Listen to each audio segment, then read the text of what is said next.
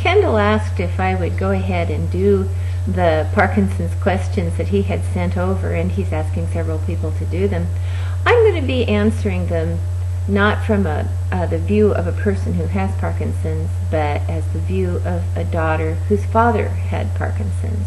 And since I was a daddy's girl, of course I felt that Parkinson's was a curse, because my father had been the first man in my life, and he was big and strong and tough. However, as much as it took away from him, it did give me a lot more time to be with him. It gave me a purpose to be with him.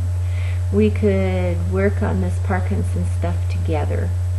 And my life had taken an odd turn at that time, so I had free time to go and work with him. So something larger than me was putting me in that position to have more time with my dad. So I can say that it gave something to me, even though it had taken things away.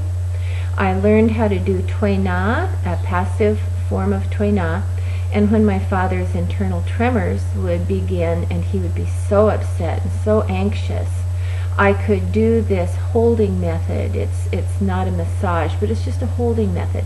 And we would sit for maybe an hour with me just maybe holding an arm and then moving my hand around and waiting for a little muscle release. It's all kind of technical. But in those very quiet moments, to sit in the room and be just one with my father, and I'd sit and look out the window at the beautiful flowers and things that were on the south deck, and he and I would sort of become one, and we would not have had that had Parkinson's not come into our lives. How is life different for you now with PD? And so I'll answer that from my point of view. How is my life different when my father was diagnosed with PD? Well, I was an adult, and my dad had been a phys ed teacher and a coach, and he looked just like Mr. Clean, and I am not kidding you. That's what he used to go as for a Halloween costume. He'd borrow one of Mom's earrings and put on a white t-shirt, boom, Mr. Clean.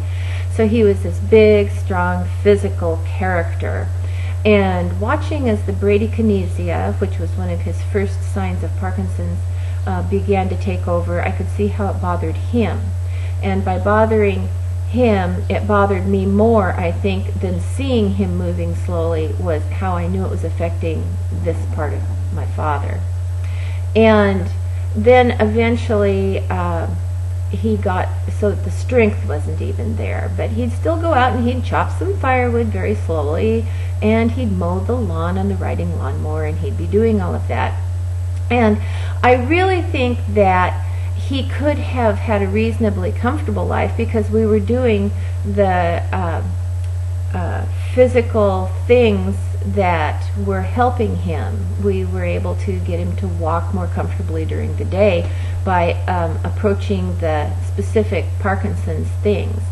And he ended up having a surgery on top of being a heart patient and a Parkinson's patient. And it put him down to a point that he just had finally kind of given up. So he would have been able to continue with a comfortable life had he not had to have that surgery, I believe. But the question is what our reaction was when he was first diagnosed. We decided to take it head on. And at that time, since my father was into exercise and so was I, exercise was the obvious thing, and yet the only thing that I could find on the internet was exercise is helpful for Parkinson's. This was in the year 2000. And so we began our specific exercises using both of our backgrounds, and we found that it really, really worked. He could get up in the morning and he would shuffle about, and then we would do these Parkinson specific exercises of quick moving, and by the time that he'd be through with 45 minutes, he could walk quickly, he could jump up, he could touch door frames, and so forth. So we really feel that exercise was so super helpful for him, and it was really helpful when one of his students who's my age came to me and said that they too had been diagnosed with Parkinson's and knew what Dad and I were doing. Would we be able to help him as well? What will happen when your family in the future, as your PD progresses, was one of Kendall's questions. And what ended up happening, I lost my father to a stroke. That was several years ago.